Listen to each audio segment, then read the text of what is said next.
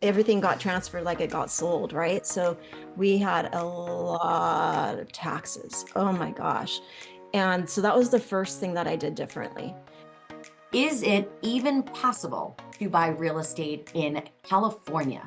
Well, that's what we're going to be diving into with our episode today of the Lady Landlords Podcast with Jen. Jen is a member of our inner circle. She just closed on a new property, and we're going to dive into her journey in real estate investing. So, Jen, thank you so much for joining me today. How are you?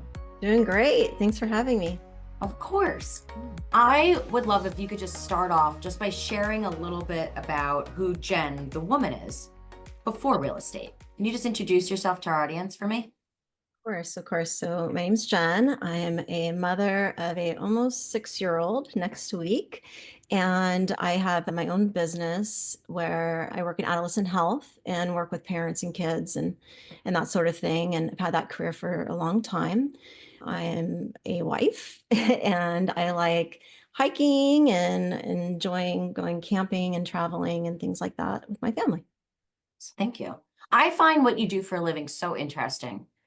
You have to tell me, how did you end up in that niche, in that field? Was that something that like you always kind of were going in that direction? Or how did you end up there? Oh, not at all. I thought I wanted to be a therapist when I graduated school or high school, and I majored in psychology. And I took an amazing teacher, and she taught sex education. And I took her class and worked with her for a lot of my college years. And she mentored me, and I just thought, like, this is an interesting subject, and people need a lot of support talking to their kids about it. And it's a fun subject and I enjoyed it. I thought people listened, so that was kind of fun. So that was how I kind of got into that field. And I worked for another organization for a while, Campfire USA actually, and I was their director for 5 years. And I ran I was director of family life, so I had teachers that I hired and trained. And then I broke off on my own and I said, you know what? They lost some funding and some change happened in management. And so I was like, I can do this. So run my And own business. then how many years now have you had your own then practice? I started the Talk Institute in 2007. So 2007. it's for a Wow. while I've been doing this yet. Mhm. Right. But starting your own business is not the easiest thing to always do. So to know that you are still in business so many years later, Jen, like you should be really proud of that. That's awesome. Thank you. But that is so different than real estate. It's super So different. now and also when you have your own business, you wear multiple hats, and that's a very different field. Where did real estate pop up for you? And how did you even get interested in this? I kind of forgot about this and I took all the classes and I paid for the test. And I'm not even kidding. I didn't show up. I didn't take it. I know. You took So the course, but never sat for the exam. I didn't want to do it. I, Ooh. yeah, like I thought I did. And I was like, no, this isn't what I want. It wasn't what I wanted right then, but I was still kind of curious about it. Right. And I thought like it would, Yeah. but funny enough, my husband's in real estate. So, and I influenced that for him because I thought, oh, he'd be really great at that. He's so good with people and stuff. So I've kind of been around it. My sister is in real estate as well. And my dad owned a lot of real estate. So that was really how I got started, was with my dad. And also seeing that there. All right, I want to break this down here. So you sat for the course. I don't know if you can remember that like feeling or that thought that you had in your mind, but do you remember if there was like anything that kind of came to your mind about why you didn't end up sitting for that exam? Was it like a gut feeling that it was like, nope, or did you just know like, nope, I don't want to be a realtor? I Because just that's didn't, so I interesting that think you took I the was course. doing it for my dad. Okay. That was the second place I was going to go. With seeing your father own properties when you were younger, was that something that you were exposed to? Did you just know that he had properties, or was he like taking you to these different places, showing you the ropes, taking you to collect money, like any of those things? I went to collect money with him, yes. Showing me the ropes, no. Showing of the ropes. I inherited several properties when my dad passed. So he actually had 22 properties that got divided between four of us. And so I was instant landlord and with no I didn't feel like I knew what I was doing at all. Like, I mean, I can go collecting rent, that's easy, but like, all how do I like create a lease? And I had an issue with a tenant like 3 months after I inherited property. That was a nightmare. And I had to get a lawyer and work with the city and do all these things. So I had to learn very, very fast. And good thing I was open to that. And I'm a good learner. So Right. And we're going to dive into that a little bit more in a minute here. But it's interesting because I've heard this from a lot of other lady landlords as well. A lot of women want to be able to pass their portfolio on to their children, just like your father did. And what's interesting is I hear often about what does that system look like, right? When you hand that down to your kids, a lot of people are in your situation where they kind of are this kind of accidental landlord, if you will, where now they have to take that over. And depending on our parents and how they ran things, set things up, where they were in the process at that time of their passing, sometimes the children have inherited things that sometimes are fantastic and help from a wealth perspective. And then other times, sometimes it could be a little bit of a burden, depending on how that's passed down. So I'm happy that you got that exposure to it. And I love now that you're also putting things into place. So that way, when that would then go to your son, that things are going to be handed over to him where he has some options and doesn't have to jump in a similar way that then you did with that. yes. You mentioned that your husband, who I know then is a realtor, but you mentioned that really you were the one that kind of pointed out that that might be a good fit for him.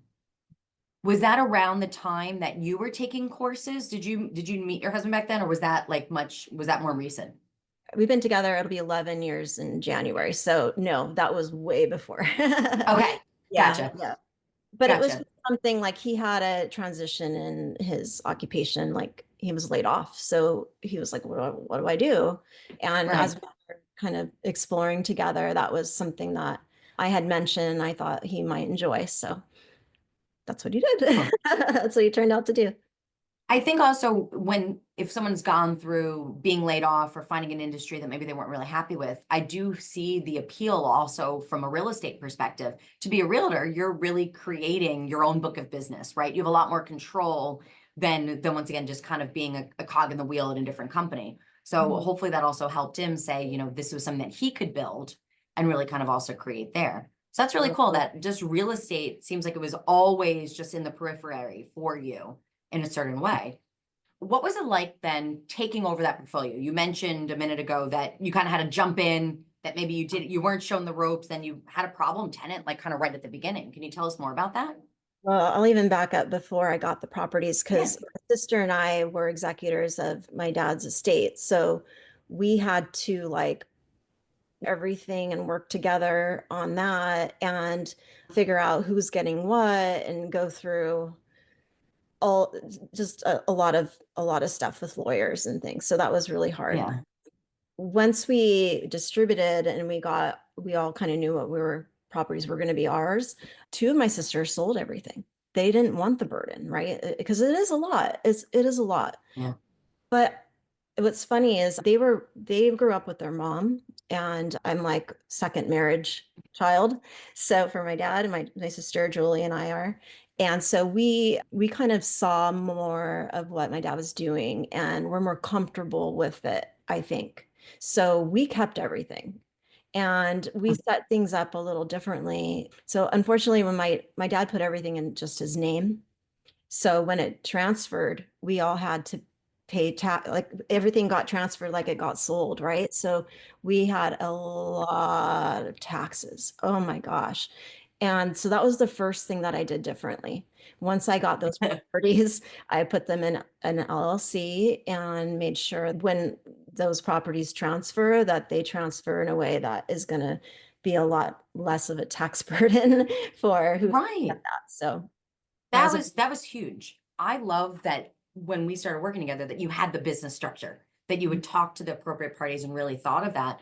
That could have also been a situation that if somebody inherits those properties, and once again it's in their personal name, somebody might want to keep the properties, but with the tax burden that sometimes comes along with those types of things, or also the time constraints with that, it was nice that in a way that you were part of that executor team, but a lot of times There's other people that really kind of get trapped as they're waiting for things to be transferred on, that it's just sitting there accumulating costs. So not just the tax burden, but you either have tenants that aren't paying, you have damages on a property, you have property sitting vacant, and you're sitting there having to pay out on things, right? You're paying utilities, maybe if there was still a mortgage on property.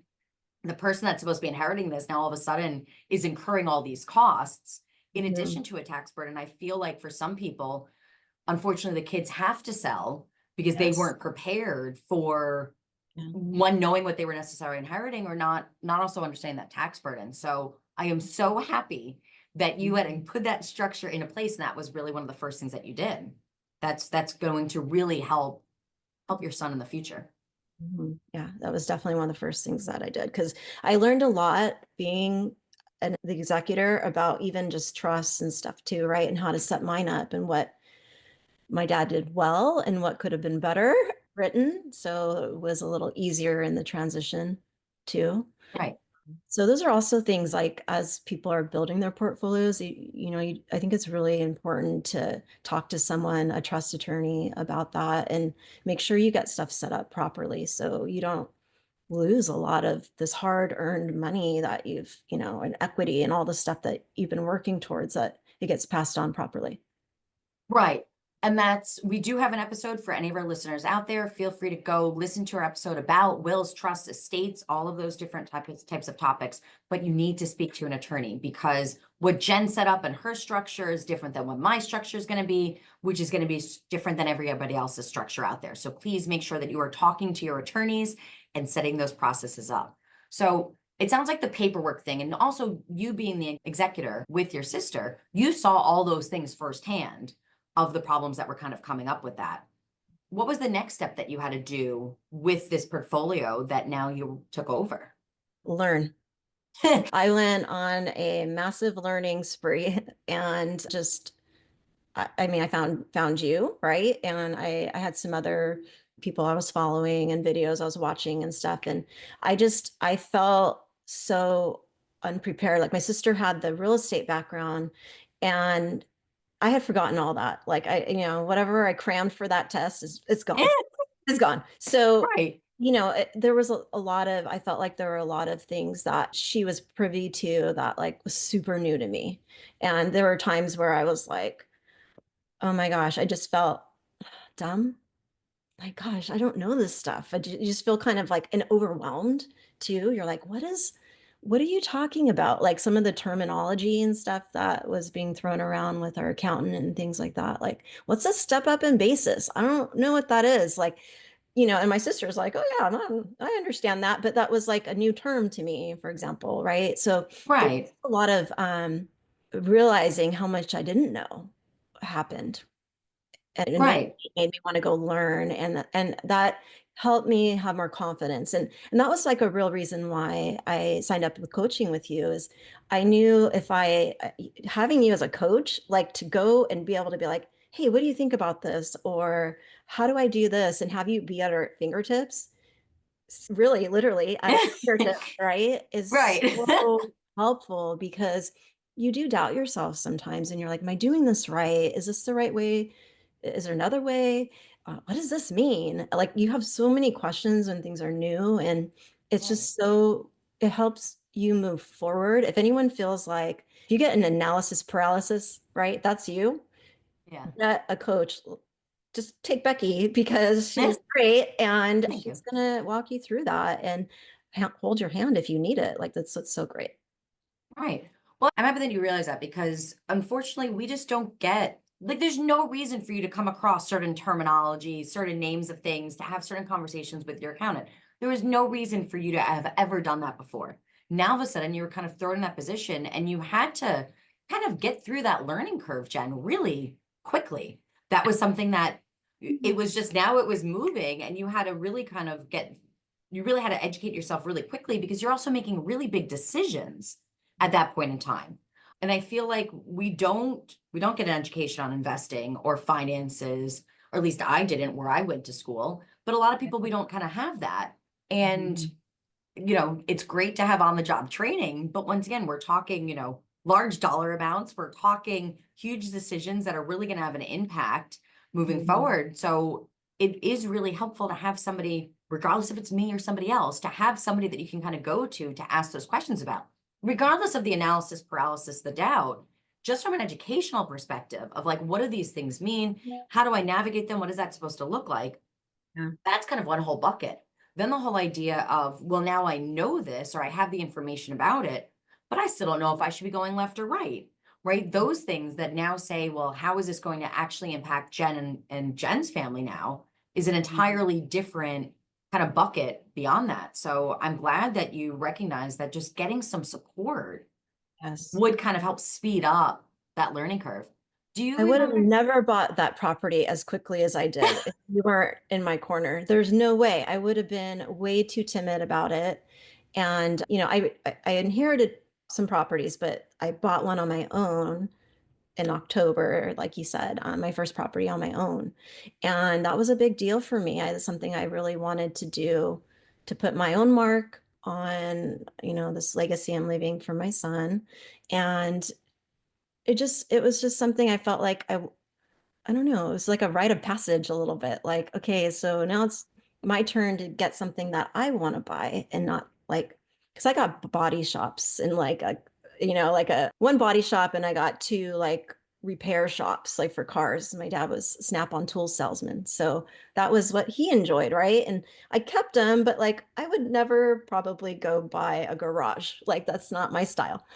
That probably would not be on the top of your list, I wouldn't be right? like, yeah, it probably wouldn't have been at the top of my list. But so this other purchase was a vacation slash short-term rental. But the speed that it went, like even for I think for you, Becky, you were like, oh wow, you're gonna put an offer in? Like because we I knew some areas I was like interested in, but Right. it was pretty quick. It was like one weekend. I went and, out there for a holiday and was looking and I found what I was looking for and just went. And I just I don't think I would have done that if you weren't in my corner. I really don't. why not? I wouldn't have had the confidence. I don't think I would have the Yeah. confidence. Even though I have property, I never made that step on my own, if that makes sense. So it felt harder or new. There were a lot of like even just doing like figuring out how to get the money, right? And exploring loans. Like that was so new to me. I've never had to get a loan before, like for a property. So, learning all of that and just I don't know. I just felt like if there was a problem, I had help. And that made me feel like I could make a decision easier. I don't know. Good. It's that confidence. I I feel like in real estate, one of the best skills a successful real estate investor could have is being a good problem solver, right? But as you said, this is then kind of new. This was your first kind of purchase like on your own. But when you have other people around you, you don't have to know all of the answers exactly, right? Exactly. Like I feel like you were in a spot where you were like, hey, if there's something that comes up, I know exactly where I can go to get an answer, right? I know everything's figure outable. Maybe Jen doesn't have every single answer at this moment in time, but you know the people that do have the answer, right?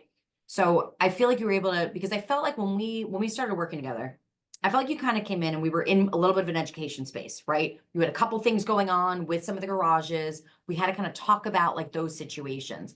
And I felt like even in that spot, you were just like a sponge absorbing all of the information that we had, right? Or any situation we had to kind of talk through.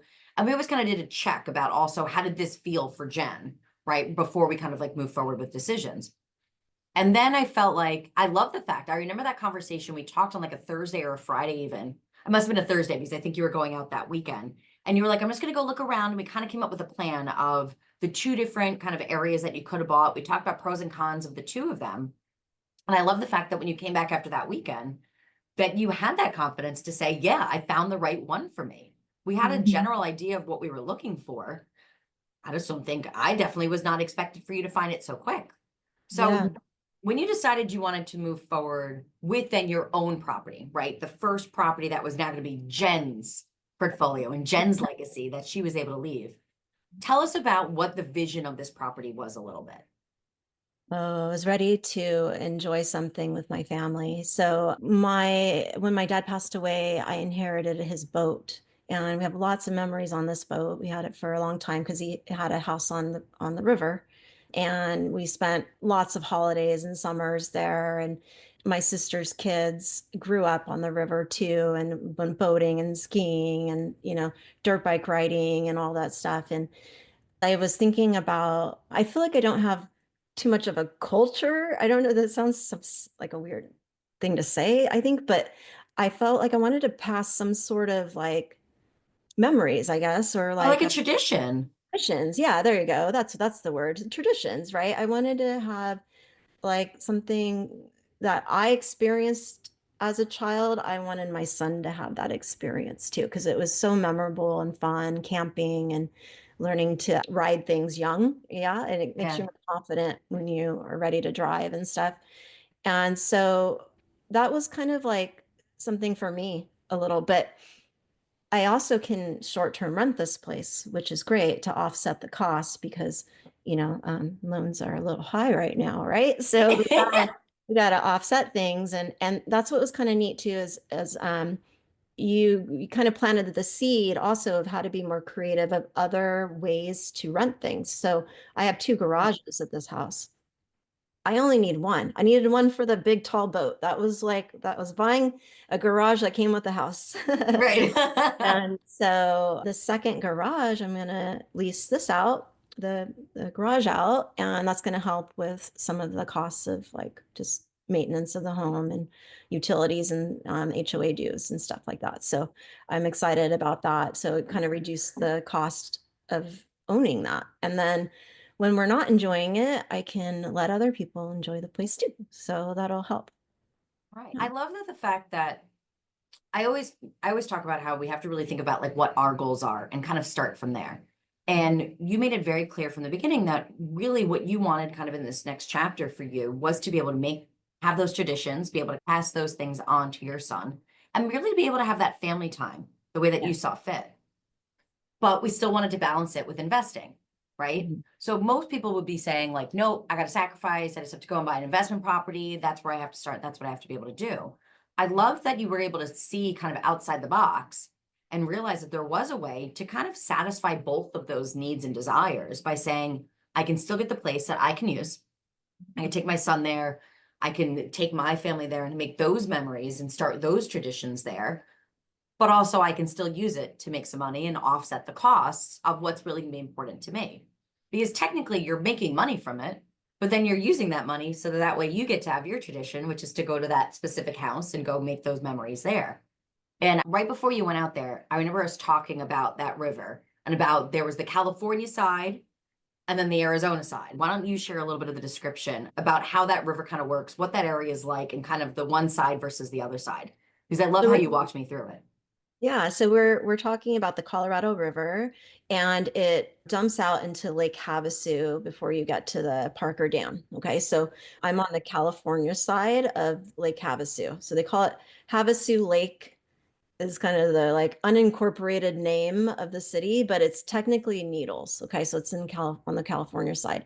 What was different is, well, so in Arizona, there's obviously tax benefits of like less tax, right? So I was looking over there thinking, oh, I can register my cars there. Yay, I can save money for that too. Like I was trying to strategize, right? But what I felt like I didn't find a community over there. I felt like you either go to the lake and hang out or you're at home. There wasn't like a community where it felt like people were spending time together, like barbecuing and things like that. Okay. On And the Arizona side. on the Arizona side, On the correct. Arizona side had the tax benefits, had the gotcha. Okay. Right. And we had a friend who owns on the other side. And so we spent the last day looking over there and we almost didn't make it. The boat actually had an issue. It like got like smoked. So I thought I was going to have to tow the boat. It was like this big thing. And we turned it off, let it sit. And for some reason, when we turned it back on, it was fine. It was the strangest thing. So we wound up going over there, and everybody's in a golf cart. There's cars, but people don't like drive around in their car. They drive around in these golf carts.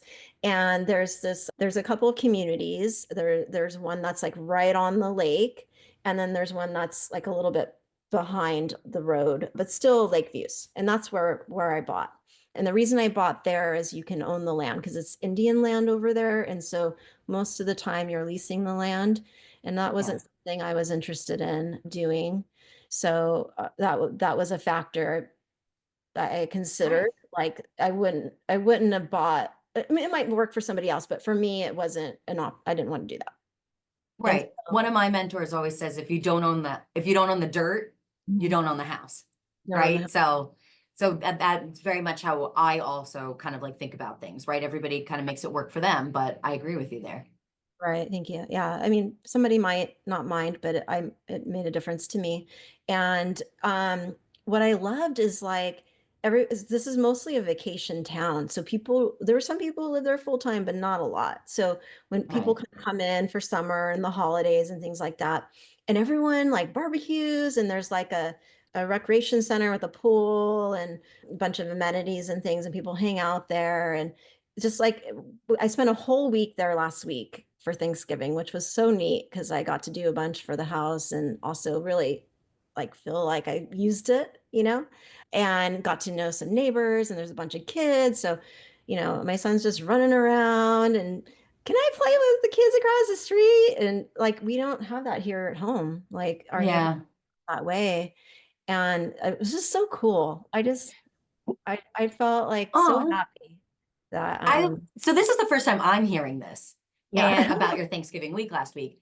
And I love hearing this because that was the exact vision that you really wanted for that property, right? Everybody, I feel what's interesting about that is then where you ended up buying on the California side, even I feel like you bought kind of almost where the locals live, right? Yeah. And I know that it's really just vacationers, but it's more people that seem to like own their own home that'll go out there for kind of extended period of time, which kind of created that community Mhm. versus the Arizona side, which seems more like it's They live there. touristy people. Oh, Yeah. more that's where more people like live like year round Where on people that live. side. Um, Okay, gotcha. So it sounds like you really ended up kind of buying in this community that is very similar to those that wanted something like what you wanted, right? To yeah. be here for It certain people of was more like time. over there. Right. It's what I wanted. There's a campground as well and a casino, and the casino has a ferry that goes to the Arizona side. So we can go over there and go have lunch or a drink or whatever and take the ferry back. It's just like a 20-minute ride or whatever it is. So Right, it's which is just so cool. so neat. I just loved it. I was tickled to death when I was there and just felt really proud of my decision. I love that you got, and I love that you did that for like your first Thanksgiving out there. Once again, kind of talking about starting those traditions there. And you really went to test out everything and get it set up so you can rent it out. So we get to talk about tax benefits with with that too, with you having to go out there for that time. But what was that buying process like? Because there was a little bit of a back and forth with the negotiations with the seller for that. Can you tell us what it was like? Because this also wasn't where you were living full time, you were relying on your team that knew that area that had been out there. What was it like kind of going through that deal in a place that wasn't where you could just wasn't in your own neighborhood? So per your advice, I joined a couple of Facebook groups that were in that community. And that was brilliant because in fact, it's pretty active for this community on Facebook. So I learned so much. Like there was like an issue going on with the water department. So there's two water departments over there. That was news to me too, because I was like, why is there two? Because it's so like not a lot of people to serve. So I thought that was weird. Yeah. But I kind of was able to see like there was some drama going on with the water department. And so it made me ask good questions before, when I was still in like investigation phase, right? And deciding if this was for me. And I learned that it was on the other water department that wasn't having issues, right? So that was good. But yeah, I had to just kind of do my own research a little, I guess, and just see what I can find online. And what was hard too is finding like the right service people because it's a remote area. So it was kind of that was a challenge I didn't know I would have or, something I had to navigate to and figure out. And what was cool about the groups is everyone just puts it in there. There's like, anybody have a roofer? And then I can see like the thread and I'm like, oh, somebody responded. There's one right there. So Right. that was kind of neat. and something I wouldn't have thought of probably on my own. And I think you said too that you realized in one of those groups that like there was like the guy that Yes. everybody knows, that everybody that he checks on everything. He's kind of like their first like call for everything, that there's like the guy in the neighborhood to like get Hmm. things done with, right? And that came from one of the Facebook groups too, right? Yeah. Yeah. And I got my housekeeper and stuff from there. I mean, the Yeah. real estate agent owns in that community too, that was selling the home. So that was helpful. Like she gave me some resources as well. But it was just, it's being resourceful, right? And just knowing like where to get information. And also like I didn't know about like Deal Check and things like that. Those were like websites that I learned from you, right? And just even Yeah. to be able, even though I realized that it wasn't the best for an investment, I was able to put all those numbers in and check this deal, like and make an educated decision like, hey, yeah, I still want to do this, even though it's not going to really make me money. If I can pay for it, it's worthwhile to me. So, just when people are deciding, it's good to make money, and I have money coming in. So I'm in this position where I could make a decision like that for myself, which was great. But like what I'll do next will probably be an investment. I'll go back to like getting something that will be cash flowing for sure. Gotcha. And once again, with that property, and that was one of the questions we really worked through. What did we want the main priority of that property to be? Did we want it to be a main place for Jen to be able to be? Did we want it to be a main place for an investment? And then I really remember us actually looking at the numbers saying, okay, well, hey, if Jen's using it this amount of time, right, which Right. was then what we decided your goal really was with that property, then we said, okay, well, this is what's going to cost you, right? Mhm. Does it cost us all of the cash flow? Does it cost us more than the cash flow where you would have to come out of pocket for that cost? Can you maybe make a little something? But what did that really look like? Because once we were able to understand what those numbers were, then you got to say like, okay, I feel comfortable with that. Or then maybe you would have said, no, that's actually not really going to work for me. We might have had to move on to a different deal. But unless you had that clarity, you would have sat Mhm. there, or maybe not you specifically, but somebody might have sat there and been like, should I do it? Yes, I Yeah. should. No, I shouldn't. But Right. I I would have deserve lost the this. deal because there were two Right. people waiting for hoping that fill out an escrow. So Exactly. yeah. And it is a gorgeous, gorgeous property. So once we get everything set up and it listed, Jen, we're going to make sure to put that down in the show notes. So that way, if anybody that's listening would like to go and rent this property, then Hey. they'll have that opportunity for it too. There you go. But so you said next, now you want to go back and do something that's more of a strict investment property next. I think Just, so. and we haven't actually talked about this yet. So just kind of, if you're open to it, just share a little bit with like kind of what maybe that vision is for this next property that you're kind of thinking about now. I'm interested in multifamily. Yeah, Ooh, okay. multifamily. I don't know how many doors in that multifamily, but something I think like apartment-ish or condo, kind of like a fourplex or something like that. Yeah. Now, Mhm. where did that idea pop up from? Because you've never mentioned that before. I haven't. It's kind of been it's just something I think is kind of neat. I've heard you talk about, and when we had the last call we had with the speaker, I think when he was doing that website, what's it called? Prop Stream? Is that what it's Prop called? stream, yeah, for Prop Stream. off-market That was findings, yeah. amazing. I had never seen that in my life. I was like, oh my gosh, this is so cool. And that's the stuff like if you're not in this industry, you're not privy to like all these tools, right? And there's so many tools Right. to help you out there as I'm learning.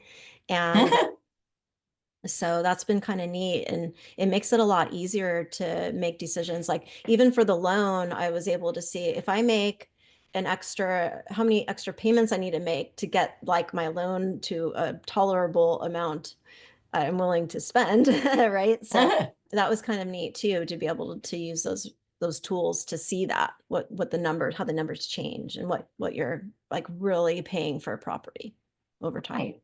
Mhm. And there would be no reason for you to know that those websites, those options, those possibilities even existed beforehand, right? And I hear a lot of lady landlords say like they don't know what they don't know, right? Yes. And I feel like that kind of fits into that category. Like, why would you have ever imagined that there was like a website where you could just kind of pull up certain records to find off-market properties? Why would you even imagine that there were websites that could kind of help you do the heavy lifting for calculations on deals? There's just no reason for you to have carried that information in your mind. Right. until you kind of start going down this avenue and then start learning from other people, start learning from the other circle, start learning from somebody that's used those tools before. I kind of get to be able to share that and now decide how is Jen going to use it best Yeah. for her ability. I love the fact on the webinar we did the other day about finding off market properties, you were asking questions in there, right? I saw Mhm. them coming through, and also that brought up another idea that you've mentioned before, which is also tax liens, Definitely just right? a question. And now that's something that you knew about the tax liens. You kind of started looking into them a little bit. Now all of a sudden, here's this tool that can Yeah. actually make that process even easier for you. Wow. Way easier. That just, once again, there would be no reason for you to know that those two things can come together Mhm. without actually getting in there and doing the work and putting in that time and those energies. Right. So I love the And you fact get, that you showed up for that.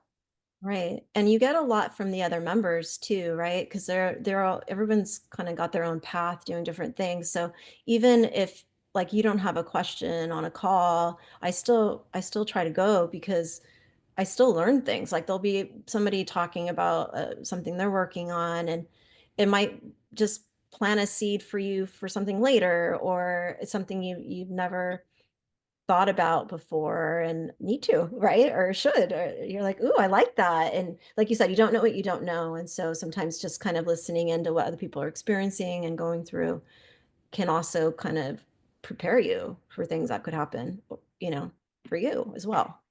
Not only that, but I haven't told you this, but there have been other members in the inner circle that have come to me saying, hey, I could buy a place that I can use and break even because I can rent it out like Jen did. Oh, So really? you inspired other women to be able to then say, hey, that's actually something that I can do. Right. So as much as you're kind of getting other ideas and hearing what other people are doing that maybe you're not doing today, but then at least it's one, like you said, planting the seed for something that you might want to do in the future. Then what's cool is that you get to pay that back by opening somebody else's eyes to, hey, I thought the other member actually wanted to buy a property down in Florida. She felt that she Mhm. really couldn't afford it, but she was like, but that's something that I want to do. She actually has a 1-year-old daughter and was saying, I feel like I needed to be able to only buy the investment properties. She felt like she needed to be able to be in a spot where she was kind of sacrificing for, 4, 5, 6 years before then she was able to do that. But she was like, listen, if I can kind of like break even, Mhm. I could probably swing that a lot sooner. But it was Yeah. your story there that actually had us now kind of pivot her strategy to have to Yeah. then say, well, how can we fit that in a little bit sooner there? So Yeah. that's Give that yourself idea of, permission to like give yourself permission. Like it's okay, right, like to have something be yours and, enjoy it and however that is. Yeah. I think where sometimes we're so used to giving all the time as women, right, and sacrificing as women that, I think it's important that we do have something for us. And like you were saying, like this was something for me, for my family, and it meant a lot. But it was a big thing for me to do it for myself, if that makes sense too. Like I had to give myself, you helped give me that permission actually, because I probably yeah, would have felt the same way the other member did, where I was like, no, it should be investment. Like, want to do this right, and sometimes we have those right. beliefs or thoughts that maybe came from somewhere else or just internally. But it's okay to question those things and be like, well, is that really the only way to do things? Is there another way? And I love that. Like you like said, it's okay if it's for you. And this is something like you're in a position where you can do this now. And so that was really helpful to have you say that as well. Like just doesn't have to always be income producing all the time. I feel like so many women like yourself, right? You're a mom. You have your own business. Not only do you have your own career, you have your own business even on top of that. But for many of our members that are working full time, that have other responsibilities, there was so much pressure on women to look perfect, to act perfect, to have the perfect career, to be the perfect mom. We get enough pressures from all of those things. We do not need any more of that. So to me, when a woman says, hey, listen, I want to start this side hustle, I want to build something for me. If you don't have some fun with it, what is the point of it? Right. Right? Like if you're just, to me, real estate investing, it takes work, right? It takes work, it takes education, it takes money, it takes risk. All of those things absolutely have to happen. Mhm. but I don't want another 9 to 5 job. I don't want another thing that's going to put pressure on me. I don't want something else that's going to take up more of my time, more of my energy, and not produce something. This, to me, real estate investing is supposed to supplement what our lives are, right? That to me, I feel like real estate to me is like the ultimate side hustle in the sense that it can add to some really great things we already have in our lives, or it can be the outlet for us to make changes for the things that we want to see in our life. But if we don't enjoy it, if we don't have fun with it, what's really the point? And who's going to stick with it, right? If I said, hey, Jen, that's great. Your son's almost 6, but you know what? It's going to take us a good, 10 years to get everything put in place. So you're going to have to buckle down. You're going to have to sit. We're going to put you on a budget here. You're going to have to be really strict and only buy investment properties. But don't worry, in about 10 years, when he's 15, right? And 15-year-olds are going to have their mind of their own, and they're going to have their own things at that point in time. You would have been like, that's not what I want to see in my life. I want to enjoy this now. I want to have these memories when he's still young, so that way he can enjoy them and pass them on to his family in the future. You would have walked away. You would have been like, this doesn't sound fun at all. I have enough pressure, enough work going on in my life. That's why I think it's so important. You need to think of what is your goal with every single property, and make sure to kind of sprinkle in that fun and sprinkle in the enjoyment along the way. And that's what this property was for you now. Can we do that every time? No. You can't have dessert at every meal. We don't get a sundae every evening. We can't do that. But we're going to make sure that the next property you buy that's a full investment property, we're going to make sure it still fits with your portfolio. We're still going to make sure it's something that enjoys, something that is going to still make you happy, something that's going to fit with your existing portfolio, not something that you have to buy just because black and white numbers tell you to. Or at least that's not how I work. Right. And also just streamlining things, right? Like you've helped a lot with that, and just making things as simple as you can so that it does give you more of your time back. Because, we do have full lives, and we don't, even if we want to invest, we don't want to spend all of our time and fixing homes up and doing all those things. So you really emphasize getting the right team, and, just making sure you use technology and things like that to make things easy for you. Well, and you're the chat GPT queen over there. I Yeah, that's always every assignment I give you, you're like, yep, chat GPT told me this. So I love that you're also bringing in and implementing those tools that you're finding helpful, that you also feel comfortable with. So I love that.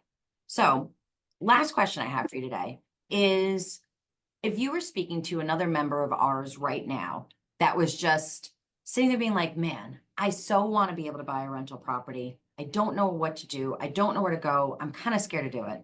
What would be your advice to them? You need to get your confidence. You got to work on your confidence. So however that is for you. I mean, for me, it's learning and having a coach, and that was a no-brainer, and that's why I'm here.